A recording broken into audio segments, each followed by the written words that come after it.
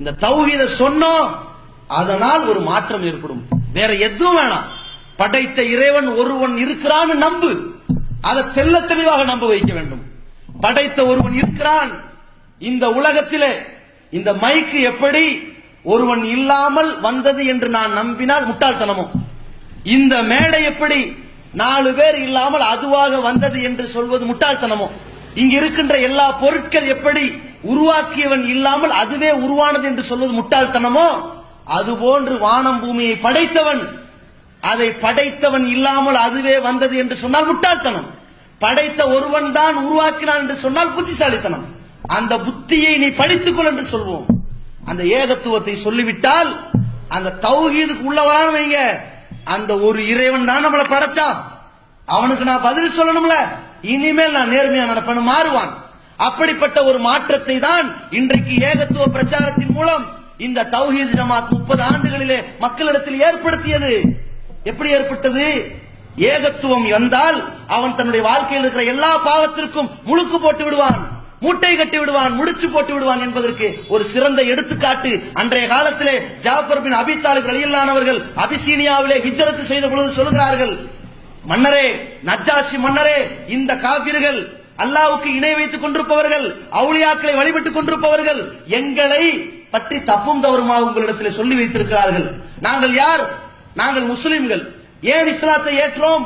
நாங்கள் எப்படி இருந்தோம்? ஒரு காலத்திலே கொலை செய்து கொண்டிருந்தோம், பரம்பரையை குறை சொல்லிக் கொண்டிருந்தோம், பலகீனமானவர்களை அடித்து அவர்களுடைய பொருளாதாரத்தை சூறையாடி கொண்டிருந்தோம், பல்வேறு பாவங்களை செய்து கொண்டிருந்தோம், குடிகாரர்களாக கிடந்தோம், பிறந்த பெண் குழந்தைகளை உயிரோடு கொன்று புதைத்தோம்.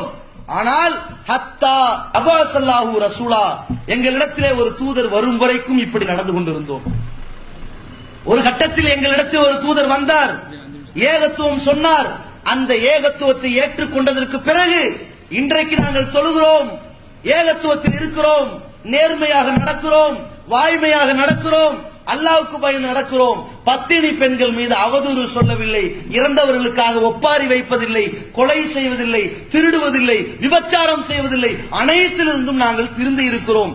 இன்றைக்கு மீண்டும் இந்த இணை வைப்பாளர்கள் எங்களை குறை சொல்கிறார்கள் என்றால் பழைய மார்க்கத்தில் நாங்கள் வழி தவற வேண்டும் என்பதற்கு அழைக்கிறார்கள். போக மாட்டோம் என்று ஜாஃபர் பின் அபி தாலிப் சொன்னாரே, இதே போன்று இந்த ஏகத்துவம் தமிழகத்திலே வருவதற்கு முன்னால் இந்த ஏகத்துவ சமுதாயம், இந்த தௌஹீத் சமுதாயம் இதற்கு முன்னால் திருக்குர்ஆனை பற்றி அறியாமல், நபிகளாருடைய போதனையை தெரியாமல், மார்க்கத்தை பற்றி உணராமல், பிரமத கலாச்சாரத்தை பின்பற்றியவர்களாக, நாங்கள் படுக்க வைத்து வணங்கிக் கொண்டிருக்கக்கூடிய இறைவனுக்கு இணை வைப்பாளர்கள் என்று பறைசாட்டியவர்களாக, திருக்குர்ஆனை மறந்தவர்களாக, இறந்து போனவர்களுக்கு ஓதியவர்களாக, நபிகளாரை பற்றி மீலாது விழாவிலே கூத்தும் கும்மாளம் அடித்து செயல்முறைப்படுத்தியவர்களாக, மார்க்கத்தின் எந்த தொடர்பும் இல்லாமல் குடி, கூத்து, கும்மாளம், மது, சூது, வரதட்சணை, வட்டி என்று எல்லா பாவத்திற்கும் நானும் ஒரு பங்குதாரர் என்ற நிலையில் இருந்த இந்த மக்கள் ஏகத்துவத்தின் மூலமாக, தௌஹீதின் மூலமாக, சத்திய மார்க்கத்தின் மூலமாக இன்றைக்கு மீட்டெடுக்கப்பட்டு வந்திருக்கிறார்கள்.